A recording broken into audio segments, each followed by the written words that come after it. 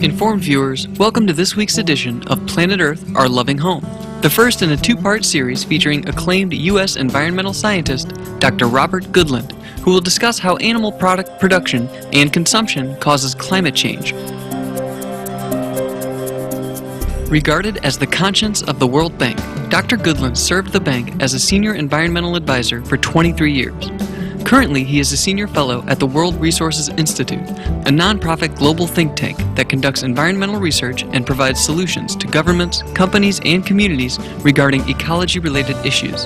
He has authored or co-authored numerous books on sustainable economic development and the environment, serves as Metropolitan Chair of the Ecological Society of America, and is the past president of the International Association for Impact Assessment. In 2008, he received the first International Union for Conservation of Nature's Coolidge Medal for his outstanding contributions to environmental conservation. In October 2011, the Gwangju NGO Global Forum was held at South Korea's Junnam National University and featured a talk by Dr. Goodland entitled Food and Climate Change, Risk and Opportunity for Korea and the World. The event was part of the 2011 Gwangju Summit of the Urban Environment Accords, where mayors and professionals from more than 100 cities around the world gathered in Gwangju City to discuss pressing environmental issues facing urban areas. Some of the distinguished attendees included Lester Brown, founder and president of the US-based Earth Policy Institute, Amina Mohammed, Deputy Executive Director of the United Nations Environment Program, and Dr. Juan Close, Executive Director of the United Nations Human Settlements Program, UN Habitat. We now present excerpts from an interview with Dr. Goodland and his talk in South Korea. I think most of us agree that climate catastrophe is the biggest problem, the biggest predicament facing civilization today. Korean greenhouse gas emissions are steadily rising. In 2005, Korea emitted 490 million tons. By 2010, it was 570 million tons. By 2015, it's predicted to be 604 million tons, and so on. This is what's causing climate change. The worldwide level of atmospheric greenhouse gases that's agreed to be safe is 350 parts per million. Those of you who were here and heard Lester Brown saw this huge badge he had on his jacket. It said 350. That's the goal, 350 parts per million of greenhouse gas. But most unfortunately, last year, the world's average concentration already exceeded 350. It's 390 right now. So we have to get back to a safe level, and we don't have long. Several people asked Lester Brown how long we've got to get back to a safe level. He said, well, no one knows, but not as long as most people think.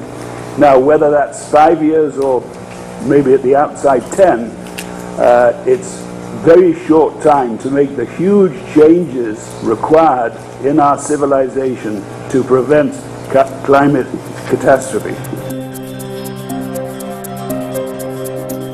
A forthcoming report by the United Nations Intergovernmental Panel on Climate Change entitled Special Report on Managing the Risks of Extreme Events and Disasters to Advance Climate Change Adaptation states that in coming years, extreme weather-related events such as the 2011 wide-scale flooding in Thailand and the harsh droughts in the Horn of Africa will become more frequent. Also, the Human Development Report 2011 by the United Nations Development Program includes a stern warning that without drastic action, the economic growth of developing countries could be halted or severely reduced by 2050. Massive biodiversity loss, fast rising sea levels, immense food shortages, quickly disappearing polar ice caps and glaciers, raging wildfires, and millions of climate refugees are just a few of the other dire consequences of climate change. However, when it comes to taking action on humanity's most daunting challenge, investing in clean energy is the usual response. Dr. Goodland asks that we rethink this solution.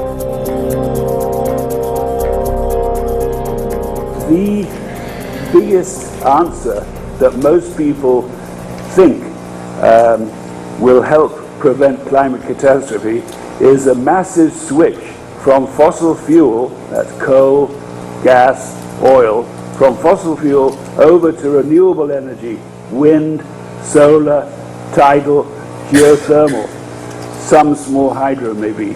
But that's transition from fossil fuel to renewables. It's essential. but it's too slow. Whatever you do, it's going to take at least 20 years from 210 to 230, and most scientists say you cannot wait until 230. Changing from fossil fuel to renewables, while essential, is not going to prevent climate catastrophe. The carbon dioxide that's already in the atmosphere lasts hundreds of years, so we have to get a faster way to prevent climate change than the transition from fossil fuels to renewables. The research of Dr. Goodland and other scientific experts concludes that livestock production is what needs to be addressed immediately to halt climate change. Most people don't know the huge scale of global livestock. The population of land-based animals has grown six-fold since 1960. So this climbing up the food chain is a fairly recent phenomenon in the world. In 2009, 60 billion livestock animals were raised. 60 billion were killed, and 60 billion were eaten by us. Now, a full 1/4 of all land worldwide is used for livestock grazing. 1/3 of all farmable land is now used for growing livestock feed, like soybeans. The Amazon rainforest has been destroyed for cattle ranching and feed production. Most of Korea's beef comes from the Amazon rainforest. Most of Korea's pig food and chicken feed. The 2006 United Nations Food and Agriculture Organization (FAO) report, Livestock's Long Shadow, estimated that the livestock industry is responsible for 18% of human-induced global greenhouse gas emissions.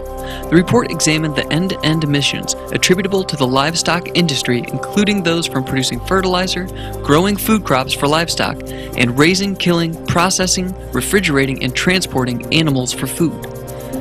Dr. Goodland and his colleague Jeff Anhang re-examined the data presented in Livestock's Long Shadow regarding the amount of greenhouse gases being generated by the industry and arrived at a different conclusion. Their findings are in the 2009 article Livestock and Climate Change that was published in World Watch magazine. Just raising cattle with their respiration and other parts of the livestock production cycle increases the greenhouse gas immensely. FAO calculated that only 18% of anthropic greenhouse gas is produced by the livestock sector. Jeff Anhang and I recalculated FAO's 18%, and we found it was more like 51%. In other words, a huge difference. How come there is such a huge difference between FAO's figure and ours? Well, it's not easy to say, but it's all in detail in the table 1 of our World Watch article. I took FAO's calculation and dissected it into all its many small parts. If you look at the World Watch article, table 1, we have found about 10 discrepancies in the calculation of FAO. And when you put all those small discrepancies together, they add up to 51%, up from FAO's calculation of 18%. The biggest one that FAO omitted was the respiration of the 6 billion livestock animals that are killed every year. They all respire, and that contains carbon dioxide, and they didn't include that. Most cattle come from the Amazon forest. People cut down the Amazon forest. The effect of that is it reduces the greenhouse gas sequestration capacity of the forest. Second, they burn the forest, which emits a huge amount of greenhouse gas. Then they raise cattle. Their belches and respiration increases greenhouse gas. And then in the life cycle of livestock, refrigeration, transport, and things like that also emits much more greenhouse gas. In addition, much Amazon forest is cut down not for livestock ranches, but for livestock feed. And this livestock feed, a lot comes into Korea, a lot goes to feed Chinese pigs. And so that's a huge amount of extra greenhouse gas from the livestock process. Greenpeace Brazil points out that the livestock industry is responsible for about 80% of Amazon deforestation. The world's forests store approximately 289 gigatons of carbon dioxide in trees and vegetation. Dr. Goodland estimates that at least 200 tons of carbon are released into the atmosphere for each hectare of forest cleared or burned, whereas moderately degraded grassland can store just 8 tons per hectare.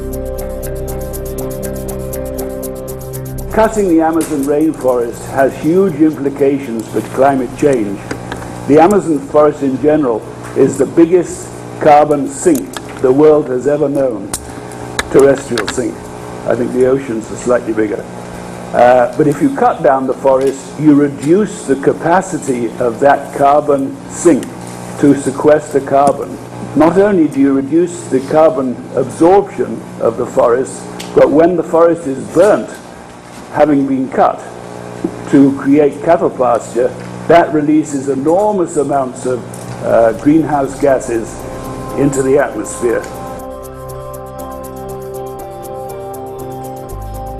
The article Livestock and Climate Change addresses why livestock cannot be considered as a repository for carbon by stating, even if one considers the standing mass of livestock as a carbon sink, by the FAO's own estimate, the amount of carbon stored in livestock is trivial compared to the amount stored in forest cleared to create space for growing feed and grazing livestock. Now, so much forest has been cut down, photosynthetic absorptive capacity of the world has been reduced. And so the old concept of the beautifully balanced yin and yang carbon cycle, where photosynthesis perfectly balances respiration, that's all out of the window. Humanity has managed to break the carbon cycle, and not many people admit it yet. In the end, only immediately changing the way we all eat will solve our world's climate crisis. And now we come to, I hope, the solution. What are the alternatives to animal food-centric diets? Climatically effective alternatives to eating livestock include any plant-based foods. If you find it difficult to make a transition from meat, then you can eat meat analogs.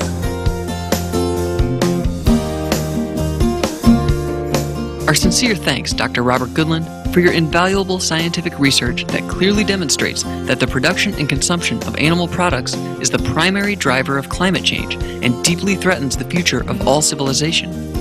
May the entire world soon become aware of this fact and quickly put a stop to the livestock industry by following an organic, vegan lifestyle for the sake of our planet and future generations. For more information on Dr. Robert Goodland, please visit www.goodlandrobert.com. Dr. Goodland's books are available at www.amazon.com. Download a free PDF of the article Livestock and Climate Change at www.worldwatch.org/node/6294. Eco-conscious viewers, please join us again next Wednesday on Planet Earth, Our Loving Home, for the concluding episode in our two-part series featuring Dr. Robert Goodland. Thank you for watching today's program. May our world be forever blessed with the abundant love from the divine. For more details, please visit www.suprememastertv.com/PE